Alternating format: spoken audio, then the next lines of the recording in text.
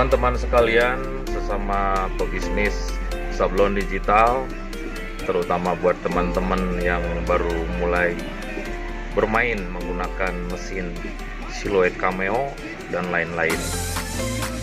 Beberapa teman minta tolong diajarkan cara print and cut yang benar di mesin Silhouette Cameo menggunakan printer L1800. Nah, kita langsung aja ya. Di sini ada dua file. Ini filenya file JPEG, file PNG. Ini file vektor Corel. Jadi kalau file vektor Corel ini kita masih bisa edit ya. Kalau ini dia sudah berbentuk bitmap. Dua-duanya bisa kita pakai untuk kita cutting. Nah, kalau ini saya masih bermain di Corel ya. Jangan lupa kita udah siapkan juga siluetnya. Kalau ternyata kalau misalnya printer kita itu A3, kita sudah siapkan di sini, dia itu A3. Ya, ini A3. Kalau A4 tinggal diganti aja. Cari A4. Karena saya nyontohinnya di printer A3, kita coba di A3 aja. Oke, ada beberapa cara, ada dua cara. Mau langsung dari Silhouette Connect atau kita menggunakan ekspor langsung dari Corelnya. Hasilnya sama aja. Yang pertama, kalau misalnya konsumennya itu ternyata bawa file PNG. Nah, kita tinggal cari file PNG-nya. Contohnya seperti ini. Ini file PNG-nya, langsung kita drag ke siluetnya. Oke, seperti ini ya tampilannya teman-teman. Kalau misalnya filenya masih berbentuk vektor, ini langsung kita ekspor aja. Caranya Ctrl E atau file export, kita jadikan dia PNG. Sedikit tambahan untuk mempermudah untuk pemula. Untuk file printing, kalau misalnya ada dua file yang terpisah atau gambar yang terpisah seperti ini, ada baiknya si file cut-nya itu, file konturnya, ini kita gabungkan dulu untuk mempermudah kita bekerja.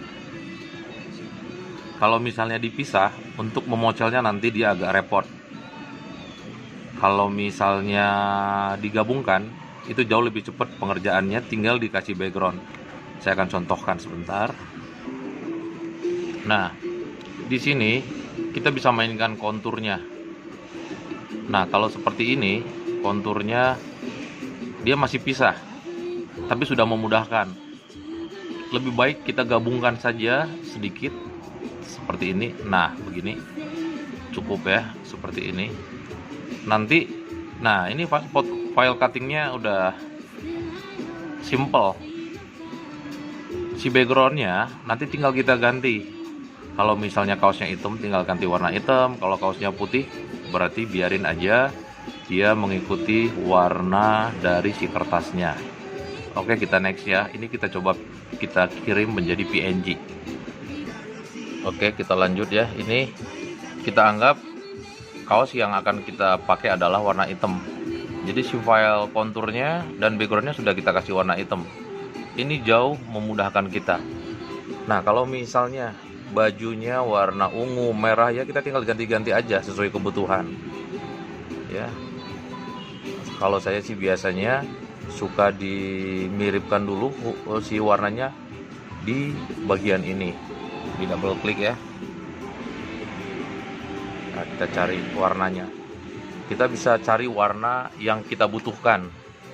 Kalau hitam mah tinggal simple aja ya. Ini kalau udah cocok ya sudah seperti itu aja. Saya akan tetap coba warna hitam saja. Nah, seperti itu. Ini coba kita ekspor jadi PNG. Seperti tadi ya, Ctrl E, ekspor PNG. Kasih nama filenya, jangan lupa disimpan di mana. Ya, ini kita ekspor. Kita tinggal klik. Ini nggak perlu diubah ya. PNG, anti aliasing, emblem, oke aja langsung. Sip, kita buka siluetnya. Di sini dia kita buka aja, open file, open, kita bisa klik ini file open, atau cukup klik ini aja. Tadi saya simpen di dokumen ya, logo Venusia PNG. Oke, nih dia masuk. Biasanya kalau kita open dia masuk ke tab baru. Oke, no problem. Tinggal kita atur ini ukurannya berapa, ukuran dulu ini kita kunci.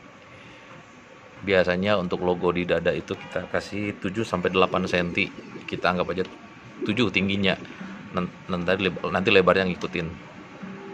Oke, ini seperti ini. Kita zoom dengan scroll atau pakai ini. Oke.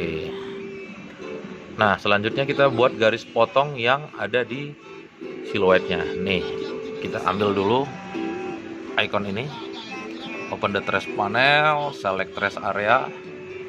Kita select bagian yang mau kita. Ini kalau udah kuning semua seperti ini berarti udah bagus ya. Kita tinggal ambil nih. Kalau ini trace untuk semuanya, ini untuk garis terluarnya saja. Trace out. Ini sudah ada ya di sini. Oke, itu garis potongnya. Buat ngebalikin kita Ctrl Z aja. Oke, selanjutnya ini kita kopikan sesuai dengan kebutuhannya. Ini saya copy dulu.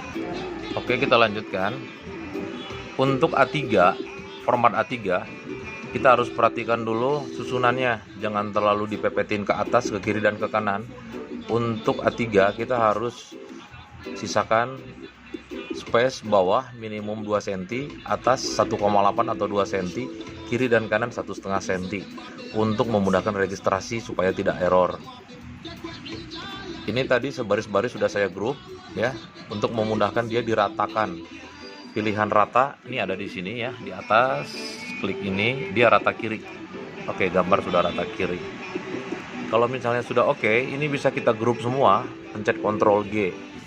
Ctrl G. Kalau kita pengen dia di tengah-tengah, kita bisa klik icon yang ini ya. Nah, tapi kalau seperti ini, dia bawahnya akan terlalu mepet, tapi kita butuh bagian menjepit kertas di bawah. Tapi kalau seperti ini sih aman. Siapa tahu kita mau nambah satu baris lagi, masih cukup ya. Jadi kita harus pinter-pinter ngatur jarak. Ini kalau saya buat seperti ini perkiraan sekitar 2,5 cm, ini juga ada 2 cm, ini cukup aman. Ini sebenarnya masih bisa ditambah satu baris lagi, tapi cukup lah. Jadi jangan terlalu hemat, mendingan sedikit boros tapi aman untuk kedepannya gitu. Selanjutnya kita masuk cara membuat registrasi marknya. Ini posisinya ada di sini, pojok kanan atas. Oke, yang ini ya. Kita klik ini, registration mark. Kita on kan. Nah, kalau ini on, kita tidak akan bisa ngating seperti biasa, hanya mengating huruf. Ini khusus untuk gambar print and cut. Ini ada pilihannya. Ini bisa kita atur lagi. Ini seperti ini ya, length. Kalau misalnya bawaannya pasti ini 2 cm, ini udah saya ubah menjadi 1 cm. Thicknessnya ini ketebalan si garis ini 0,5 udah oke. Kalau mau lebih tebal silahkan diganti sendiri, tapi ini udah cukup. Ini advance, ada di sini pilihan advance ini. Ini untuk pengaturan. Nih contohnya, ini bawah masih terlalu jauh, ada space-nya. Ini bottomnya bisa kita geser. Tuh, dia posisinya berubah. Begitu juga kiri dan kanan. Ini sebenarnya ini udah aman ya. Nah, kalau misalnya posisi ini sudah kalau misalnya posisinya sudah aman seperti ini, kita siap printing. Kita masuk ke icon gambar printer yang di sini. Cari aja printernya, print seperti biasa aja dengan high quality. Print. Setelah hasilnya seperti ini, sambil menunggu printingan, kita langsung masuk ke send aja, nggak apa-apa. Send. Di sini kita ngecek apakah benar garis kita sudah terbaca sempurna.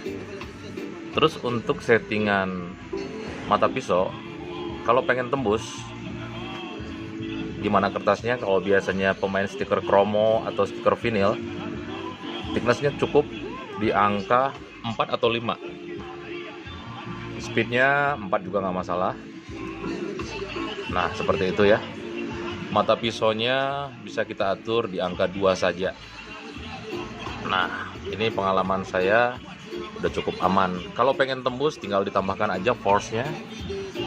Pengen 10 atau 12 mungkin dia sudah potong tembus.